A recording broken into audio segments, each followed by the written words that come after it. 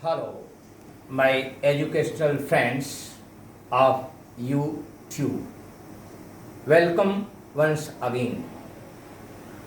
Today, in the educational segment, we are going to learn in Hindi वाक्य और उसके प्रकार वाक्य और उसके प्रकार वाक्य उसके प्रकार। तो वाक्य क्या है, सबसे पहले हम वो समझें। वाक्य उद्देश्य और विधेय का सार्थक समुच्चय है। उद्देश्य और विधेय, एक वाक्य में कर्ता होता है, क्रिया होती है, कर्म होता है और संपूरक होता है। तो जो कर्ता है वो उद्देश्य होता है और कर्म, संपूरक और क्रिया वो विधेय होते हैं। इसको मैं एक बार फिर से दोहराता हूं। I repeat it. Subject is, in case of English भी से सब्जेक्ट एंड प्रेडिकेट। तो सब्जेक्ट क्या है? उद्देश्य। और विधेय is the combination of verb, object and complement. Verb क्रिया, ऑब्जेक्ट कर्म और कॉम्प्लीमेंट संपूरक। तो एक वाक्य में 4 चीजें आती हैं: कर्ता, कर्म, संपूरक और क्रिया। ये इसका करेक्ट ऑर्डर है। कर्ता, कर्म, संपूरक, क्रिया। सबसे पहले हम कर्ता लिखते हैं, फिर कर्म लिखते हैं, फिर संपूरक लिखते हैं, फिर क्रिया लिखते हैं। कई बार वाक्य की एक मांग होती है कि संपूरक पहले आ जाता है, कर्म उसके बाद आता है। क्रिया और कर्ता, इसका स्थान निश्चित होता है। सबसे पहले कर्ता और फिर अंत में क्रिया आती है। इसको हम समझने के लिए कुछ वाक्य यहाँ लिखे हुए हैं, उन पर हम ध्यान देते हैं। देश प्रगति कर रहा है। देश कर्ता, प्रगति कर रहा है। प्रगति कर रहा है, ये हो गया आपका विधेय।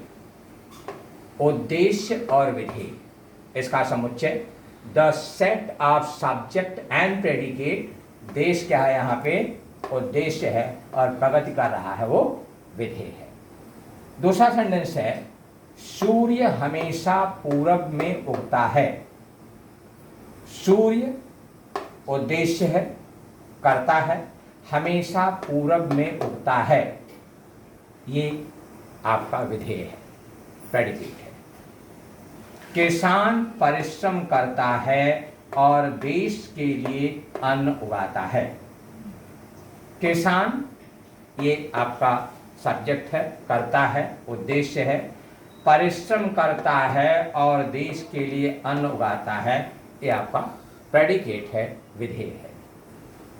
सफलता उसे ही मिलती है जो प्रयत्न करता है। यहाँ सफलता उसे ही मिलती है, प्रयत्न करता है, ये दोनों विधेय हैं और जो ये यहाँ पे सब्जेक्ट है, उद्देश्य है। ज्यों ही गाड़ी आई, यात्री उसमें सवार हो गए। यात्री ये आपका सब्जेक्ट है, करता है और बाकी यहाँ पर प्रेडिकेट हैं, विधेय हैं। ये अलग अलग जो वाक्य दिए हुए हैं उस पर हम चर्चा करेंगे कि प्रकार से उनमें कौन कौन से प्रकार हैं, उनका क्या स्वरूप है, वो देखते हैं। तो ये जो वाक्य हुआ, वाक्य, उद्देश्य और विधेय, इनका सार्थक अर्थ देने वाला एक समुच्चय है, एक सेट है। और उद्देश्य मतलब कर्ता, विधेय मतलब कर्म, संपूरक और क्रिया। अब रचना के अनुसार जो वाक्य के भेद हैं, types of sentences are based on 2 factors: One factor is according to the construction of the sentence. वाक्य की रचना के आधार पर एक भेद है रचनानुसार प्रकार। सरल वाक्य, संयुक्त वाक्य, मिश्र वाक्य। सरल वाक्य अंग्रेजी में कहते हैं सिंपल सेंटेंस, संयुक्त वाक्य कंपाउंड सेंटेंस, मिश्र वाक्य complex sentence. Simple, compound, complex. सरल वाक्य, संयुक्त वाक्य, मिश्र वाक्य। अब हम एक एक को लेंगे और डिसाइड करेंगे, डिफाइन करेंगे, परिभाषित करेंगे कि सरल वाक्य क्या है, संयुक्त वाक्य क्या है और मिश्र वाक्य क्या है। सरल वाक्य ऐसा वाक्य जिसमें एक उद्देश्य होता है और एक विधेय होता है। One subject and one predicate, when they are combined together, then the sentence is सरल वाक्य। उदाहरण लेते हैं, देश प्रगति कर रहा है। इस वाक्य में देश जो है वह उद्देश्य है, प्रगति कर रहा है विधेय है। एक ही इसमें सब्जेक्ट है, एक ही प्रेडिकेट है, एक ही उद्देश्य विधेय है, इसलिए सरल वाक्य है। सूर्य हमेशा पूरब में उगता है। सूर्य यहाँ पर उद्देश्य है, सब्जेक्ट है, हमेशा पूरब में उगता है विधेय है। एक उद्देश्य एक विधेय, ये सरल वाक्य हो गया। किसान परिश्रम करता है। मैं आपको सरल वाक्य के कुछ और उदाहरण देता हूँ। वैज्ञानिक देश की प्रगति के लिए निरंतर प्रयत्न करते रहते हैं। मुंबई में गाड़ियाँ हर 1 मिनट में चलती हैं। भारत के वर्तमान प्रधानमंत्री श्री नरेंद्र मोदी जी हैं। आजकल देश में कोरोना का हाहाकार मचा हुआ है। भारतीय सिपाही देश की रक्षा करते हैं। हम प्रतिदिन योग और व्यायाम करते हैं। गृहिणियों को आजकल बहुत मेहनत करना पड़ रहा है या करनी पड़ रही है। खिड़की से बहुत सुंदर हवा आ रही है। ऐसे कई सेंटेंसेस हैं जिनको आप एक साथ बना सकते हैं। अब दूसरा जो वाक्य का प्रकार है वह है संयुक्त वाक्य, कंपाउंड सेंटेंस। दो स्वतंत्र वाक्य जब किसी अव्यय की सहायता से जुड़ते हैं। स्वतंत्र वाक्य मतलब वह वाक्य जिसका अपने आप में पूर्ण अर्थ समाहित है, जिस वाक्य में उसका संपूर्ण अर्थ उसी में समाहित है, भरा हुआ है, उसको हम कहते हैं स्वतंत्र वाक्य। The sentence which has got its complete meaning in itself, that is called as independent sentence. And two independent sentences joined by a conjunction. दो स्वतंत्र वाक्य जब एक अव्यय से, समुच्चय बोधक अव्यय से जुड़ते हैं तो हम उसे संयुक्त वाक्य कहते हैं। उदाहरण लेंगे, किसान परिश्रम करता है और देश के लिए अन्न उगाता है। यहाँ एक वाक्य है, किसान परिश्रम करता है, एक इंडिपेंडेंट, एक अर्थपूर्ण वाक्य है, किसान परिश्रम करता है। यहाँ पर दूसरे वाक्य में ये जो करता है वो साइलेंट है, दिखाई नहीं पड़ रहा है। किसान देश के लिए अन्न उगाता है, अर्थ इसका है किसान देश के लिए अन्न उगाता है। तो दो वाक्य, किसान परिश्रम करता है, किसान देश के लिए अन्न उगाता है, ये दो वाक्य कौन से वाक्य? स्वतंत्र वाक्य, समुच्चय बोधक अव्यय और से जुड़े हुए हैं, इसलिए इस वाक्य को हम संयुक्त वाक्य कहते हैं। मैं दो चार और उदाहरण ले लेता हूँ। भारत ने बहुत परिश्रम किया किंतु चंद्रयान असफल हो गया। भारत ने बहुत परिश्रम किया, ये एक वाक्य है। चंद्रयान असफल हो गया, ये दूसरा वाक्य है। इन दोनों को जोड़ रहा है किंतु। इसका मतलब है कि ये वाक्य संयुक्त वाक्य हुआ। एक और लेते हैं, छात्रों ने बहुत परिश्रम किया था लेकिन परिणाम इतने अच्छे नहीं हुए। छात्रों ने बहुत मेहनत किया था या मेहनत की थी, उन्हें परिणाम अच्छे नहीं मिले, दोनों को जोड़ रहा है किंतु। सफलता की कुंजी है मेहनत, और मेहनत से ही मनुष्य उन्नति करता है। सफलता की कुंजी है मेहनत, एक वाक्य है। मेहनत से ही सफलता मिलती है या उन्नति मिलती है, ये दूसरा वाक्य है। दोनों को जोड़ रहा है और। तो इस तरह के वाक्य जिसमें दो स्वतंत्र वाक्य पाए जाते हैं और उन स्वतंत्र वाक्यों को जोड़ने का काम एक समुच्चय बोधक अव्यय, एक अव्यय करता है, तो ऐसे वाक्यों को हम संयुक्त वाक्य कहते हैं। संयुक्त वाक्य। तीसरा है मिश्र वाक्य, कॉम्प्लेक्स सेंटेंस।